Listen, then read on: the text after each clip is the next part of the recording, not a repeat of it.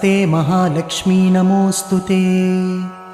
नमस्ते गरुडारूढे कोलासुरभयङ्करी सर्वपापहरे देवी महालक्ष्मी नमोऽस्तुते।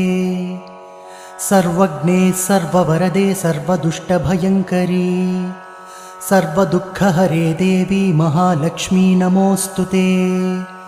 सिद्धिबुद्धिप्रदे देवी भुक्तिमुक्तिप्रदायिनी मन्त्रपूते सदा देवी महालक्ष्मी नमोऽस्तुते।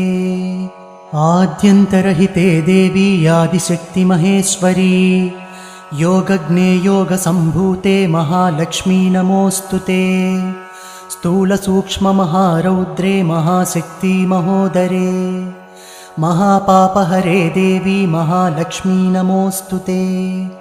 पद्मासनस्थिते देवी परब्रह्मस्वरूपिणी परमेशी